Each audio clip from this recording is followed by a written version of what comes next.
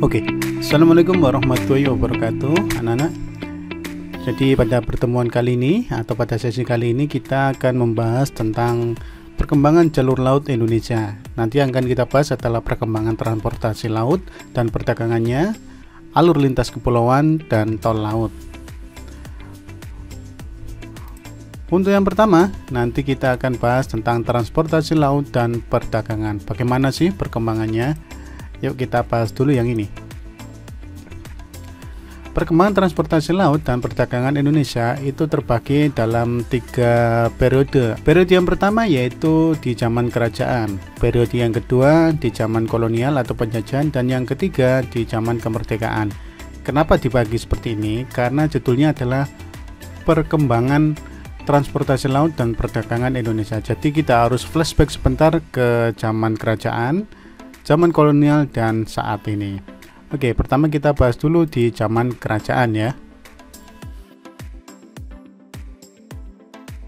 Pada zaman kerajaan, pola jalur perdagangan sebenarnya sudah terbentuk. Jadi kerajaan-kerajaan masa lampau itu sudah menjadikan sektor maritim sebagai ujung tombak kebijakan kerajaan. Nah, kalian bisa lihat peta yang ini.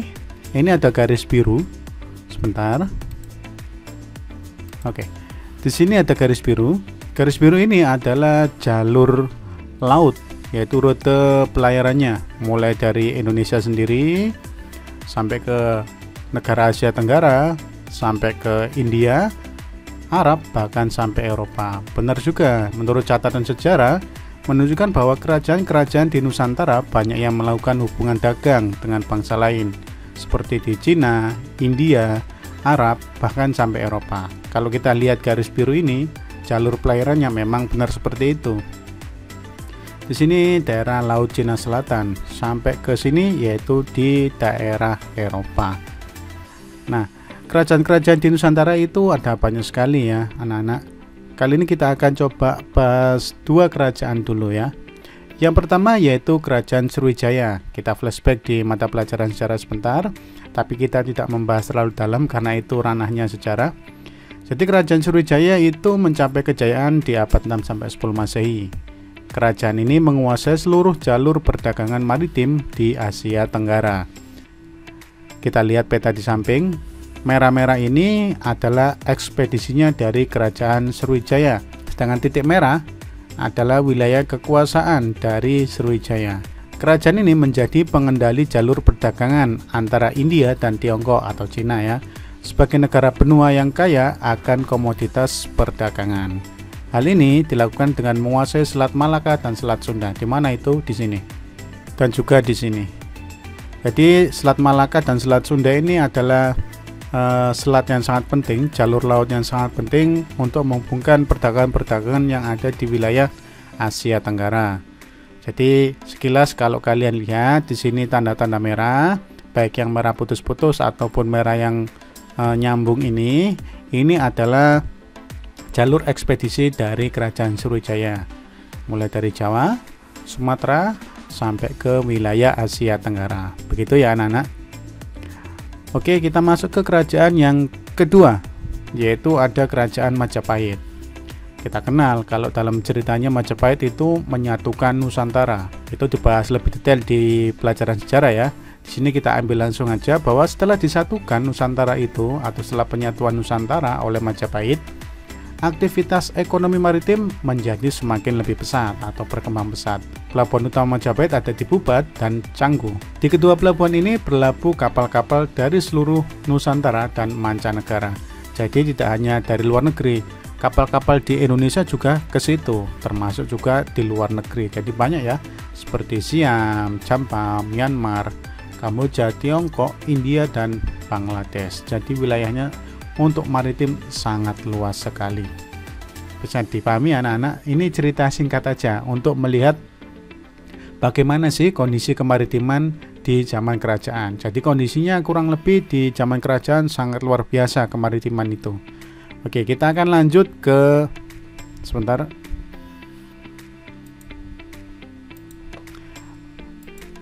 Ke periode yang kedua, yaitu di zaman kolonial. Bagaimana sih perkembangan transportasi laut dan perdagangan di zaman kolonial ini?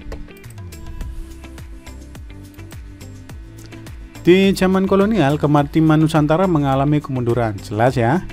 Jadi kalau di masa kerajaan sangat bagus sekali perkembangannya, tapi kalau di masa kolonial mengalami kemunduran, artinya penurunan. Mengapa? Karena jalur-jalur perdagangan dikuasai oleh asing. Nah, kita coba lihat dulu di satu negara yang menjajah kita, yaitu negara Belanda. Walaupun mereka tidak mau dikatakan menjajah ya.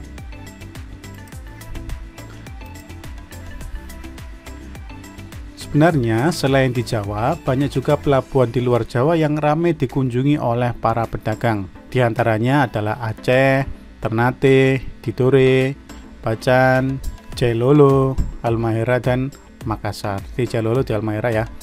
Setelah diambil alih oleh VOC, nah Belanda ini yang berperan adalah VOC, kongsi dagang itu kan. Nah, Indonesia mengalami kemunduran. Mengapa? Karena pusat perdagangan itu dialihkan ke Batavia. Jadi banyak yang dipindah ke situ. Akhirnya jalur-jalur atau perkembangan transportasi laut dan perdagangannya mulai mengalami kemunduran. Bagaimana kalau di masa penjajahan negara Jepang? Sama. Bahkan di zaman Jepang itu ada, kita fokusnya ke maritim ya nak, bukan ke daratnya.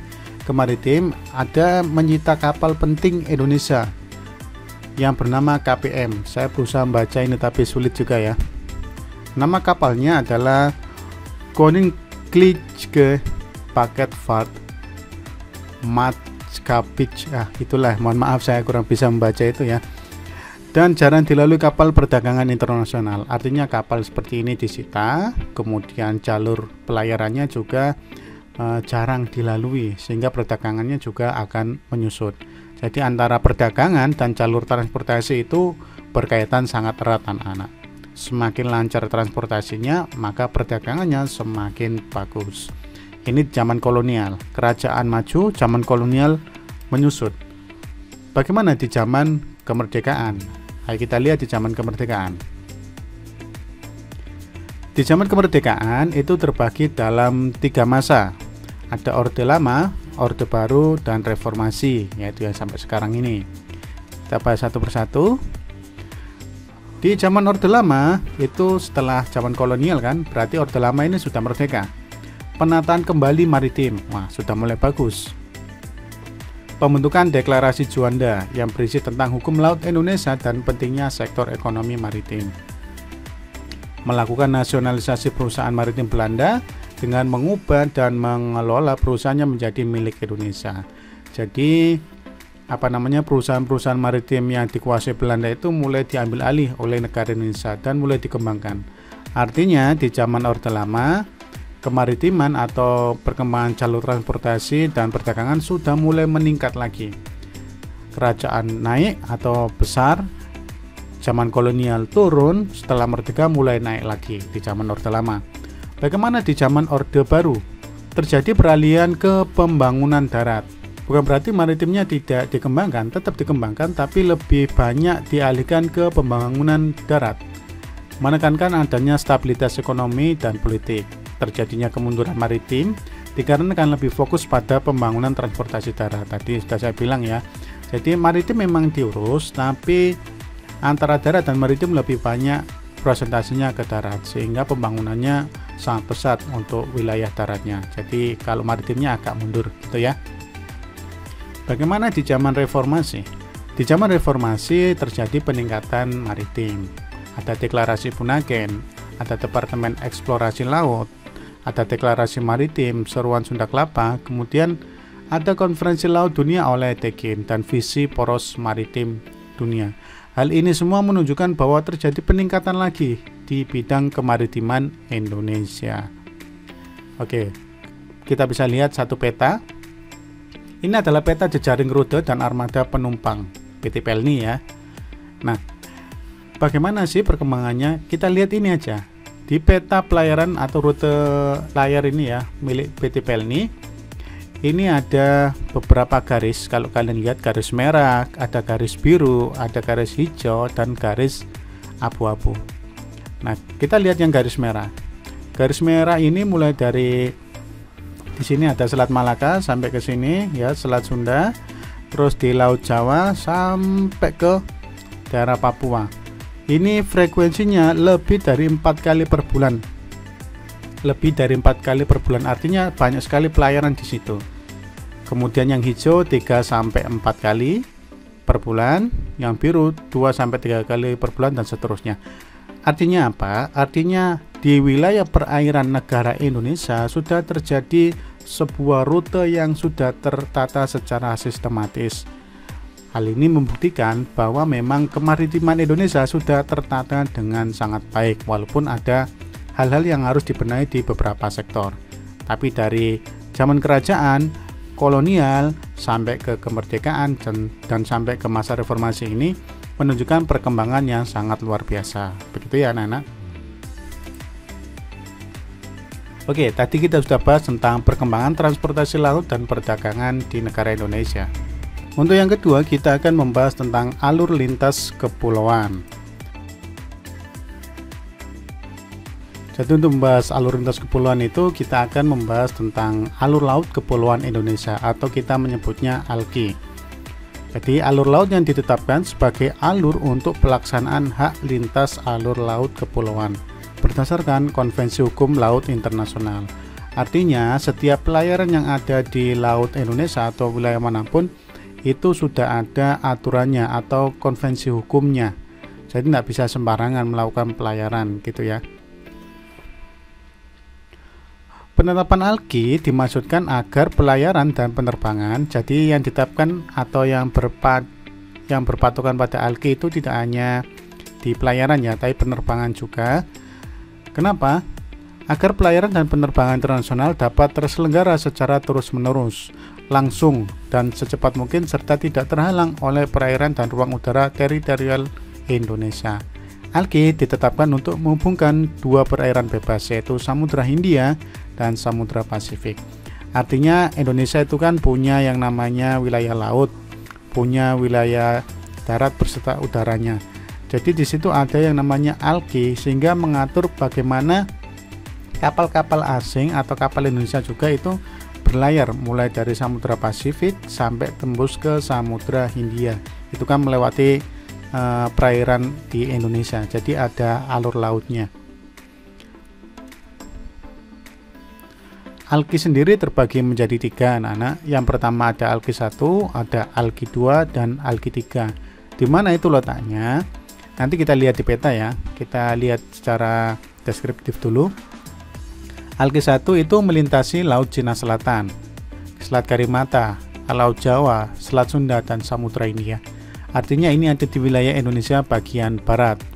Kalau ALKI 2 itu melintasi Laut Sulawesi, ini berarti wilayah Indonesia bagian tengah ya, Selat Makassar, Laut Flores, dan Selat Lombok. ALKI ketiga yaitu melintasi Samudra Pasifik, Laut Maluku, Laut Banda, Selat Ombay, Laut Sawu, dan Samudra Hindia. Bahkan ALKI sendiri ini terbagi, ALKI 3 ini terbagi menjadi 3 ya, nanti akan ada ALKI 3, ALKI 3B, dan ALKI 3C seperti itu. Kita bisa lihat di sini. Nah, bisa kalian lihat peta ini. Yang warna merah ini adalah ALKI atau jalur laut ya. Ini merah ini adalah ALKI 1. Tadi ya Laut Cina Selatan sampai ke Selat Sunda, ada sampai ke Samudra Hindia. ALKI 2 di sini letaknya, nah. Indonesia bagian tengah.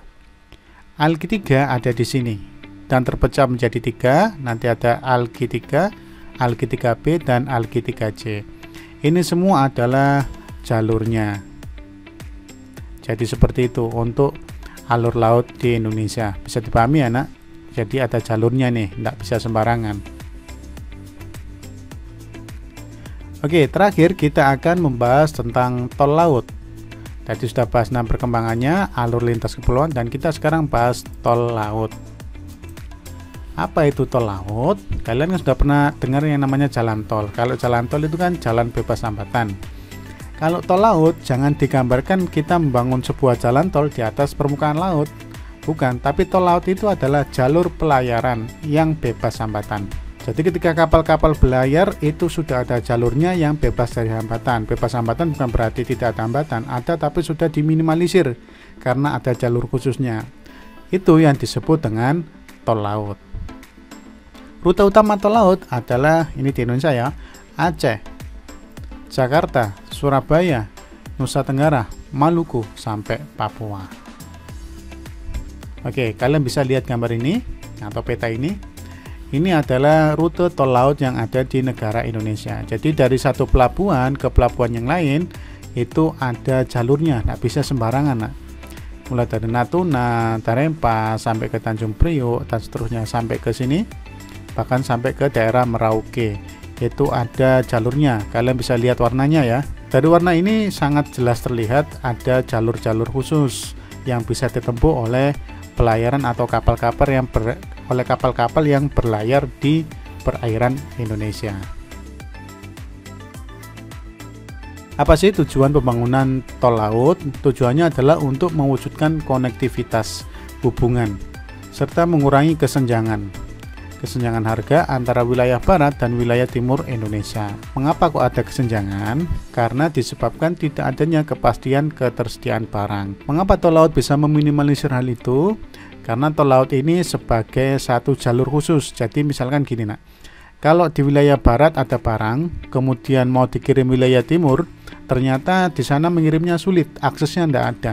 Maka tol laut ini menjadi fungsi yang sangat besar untuk pengiriman barang ke sana. Kalau tidak ada barang kan pasti harga akan menjadi tinggi.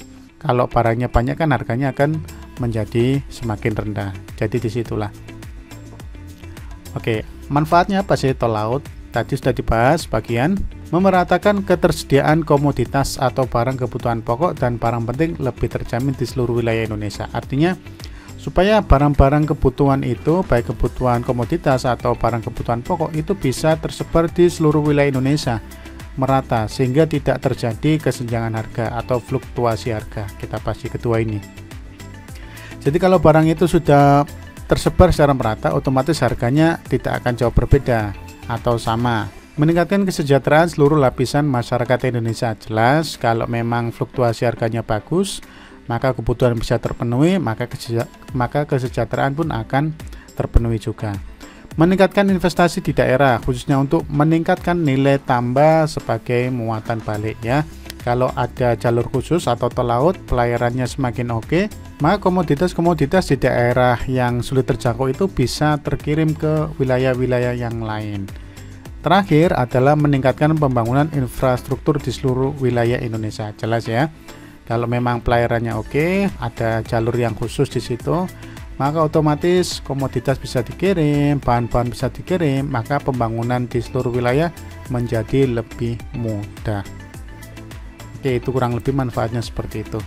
Ya, kita sudah membahas 3 topik tentang perkembangan jalur laut Indonesia, yaitu perkembangan transportasi laut dan perdagangan, alur lintas kepulauan, dan juga tol laut. Oke, demikian dulu untuk pembelajaran kali ini. Semoga bermanfaat. Kalau ada pertanyaan, tulis saja di kolom komentar. Dan sampai jumpa di pertemuan selanjutnya. Assalamualaikum warahmatullahi wabarakatuh.